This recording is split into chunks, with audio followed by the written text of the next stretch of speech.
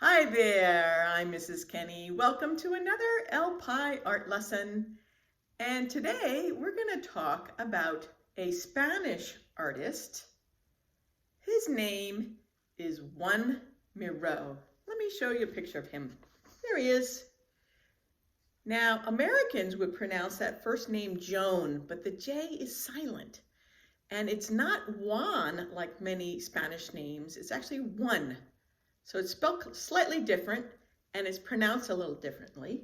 One is how they pronounce it. And his last name is Miro with an accent on the O. So that means that's like a long O and very sharp. Miro. Joan Miro. And he was famous in the early 1920s. And he loved to use his imagination. Can't wait for you guys to see some of these wild paintings that he created. And our project today is going to require your imagination. I think it's going to be really fun. I hope you enjoy it. But before we jump into the project or look at some of Miro's work, let's talk about supplies. Very few supplies today, just a small piece of white paper.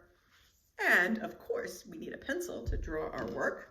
And we need the three primary colors. You probably know what they are by now. Yellow, blue, and red. Primary meaning all colors come from the first primary colors. All colors are made from these. And we need black. It could be a Sharpie if you'd rather use a Sharpie, but black, three primary colors. I'm going to pause it. Go get your supplies.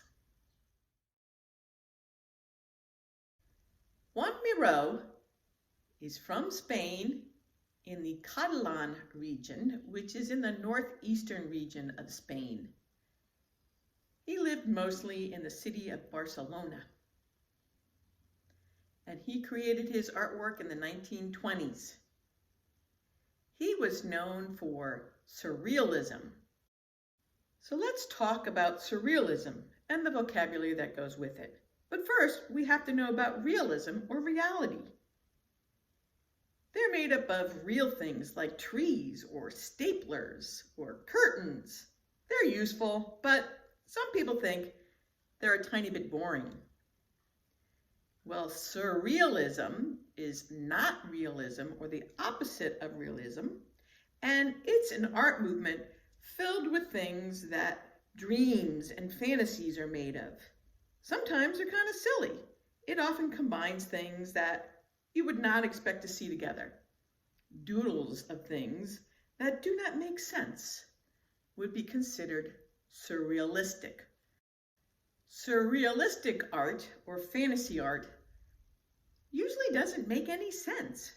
Like this picture here of a mountain of books and a small woman who's obviously littler than the books themselves, looking out in her periscope. Or this one here of a light bulb tree. This lady's watering a tree inside a light bulb.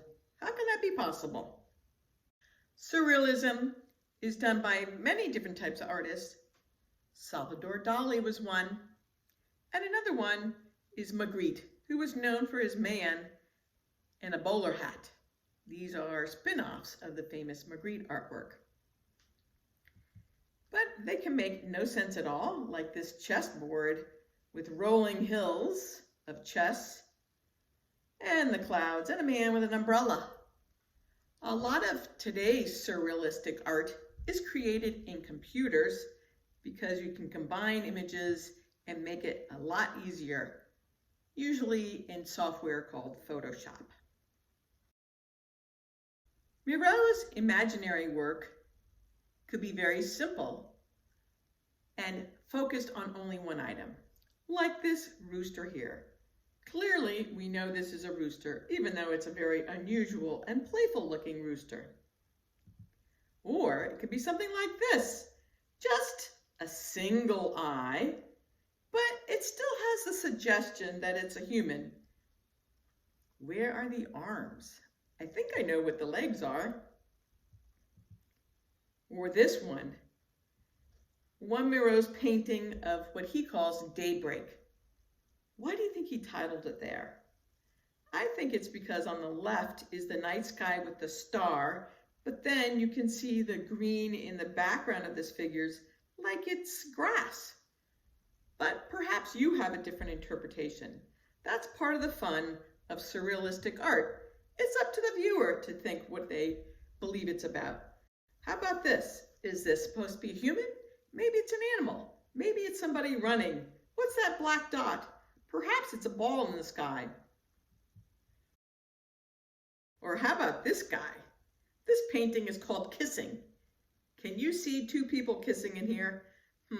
I'm not quite sure where they are, but your imagination might be able to pick them out. Here's another cool one, filled with pattern and line. What's your interpretation?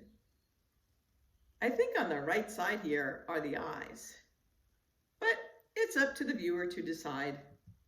And this one, to me, looks like a mom holding a child upside down. Can you see the child's head on the bottom, kind of close to where the knee might be of the adult? And one more.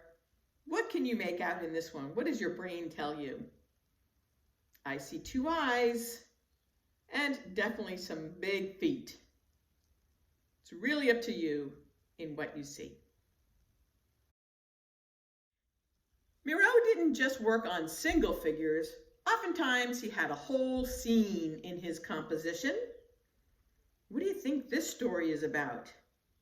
Can you see multiple figures in here? Maybe they're human beings, maybe they're animals, maybe they're Martians. But I can make out at least 3 sets of eyes in there.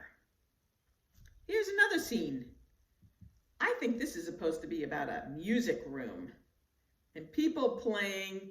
I see some musical notes. Can you spy those? And what I think is a guitar, as well as little flying people and some cats. Boy, does he have an imagination. How about this one?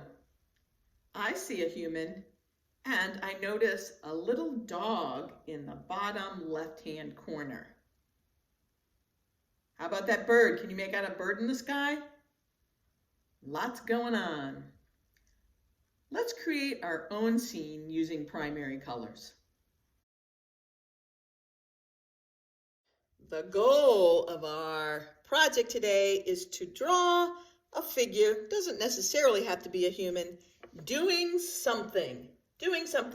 Use your imagination. Maybe they're jumping rope in the rain, or on top of a lake, or water skiing in a mountain, or kneeling on the ceiling. This one I did, he was walking a dog, but you can make it do whatever you like. So just let your imagination go.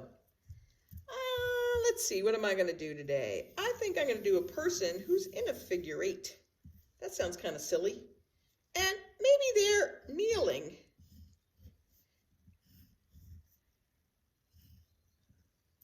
We got to give them some kind of hands. And here's my fingers. 1, 2, 3, 4, 5. And over here, he's got to have a hand too. And I think I'm going to have this guy painting. So here's my paintbrush. And the little band and my paintbrush. And he's got to have his fingers coming around.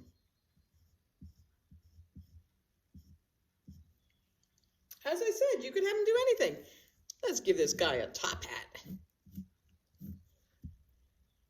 And we're going to be using primary colors, so I'm going to put a pattern in here. That's going to be my primary color pattern. And give him some crazy little eyes. And he's shouting maybe. And of course I'll have my little easel here with my decorative frame. There we go. Anyway, that's my idea. You continue on and create your own. Don't forget to pause. Is your figure doing something? Once you've got those pencil lines in, go ahead and cover them all in either black marker or Sharpie. Your choice. Pause the video, and once you're done, come join me again. How's yours coming along? Oh, if you're using a yellow marker, just be careful going over a regular black marker because it can bleed. If you've got a Sharpie, then you don't have to worry about bleeding. Is yours totally silly and nonsensical? Doesn't make any sense? Or surreal? Is there patterns that are not predictable? For example, there's no repetition, no pattern going on here. Some I've broken up the squares, I put on some buttons. How about this? One yellow shoe, one blue shoe, one red arm, one blue arm. However you like. And of course, I've never seen a flower in those colors. So go ahead and use your fantasy. I can't wait to see what your imagination pulls together. Did you draw a blue sun? Complete silliness. Isn't that great? How is yours coming along? Take another peek. Can you fill it in with something else? I decided to add this unusual looking blue tree with circle and triangle blossoms coming from it. Is there something else completely imaginary that you could add to your surreal drawing? And did you only use primary colors? Did you pull it off only using those primaries? I'm going to also show you some work from other students. Maybe it'll give you one last bit of inspiration. So how did you do? I just can't wait to see your surrealistic imagination in primary colors. There's one. There's my second with my dog getting walked. And our artist who was our inspiration, Joan Miro, our Spanish painter. Hope you had fun. This is your chance to get silly if you want to.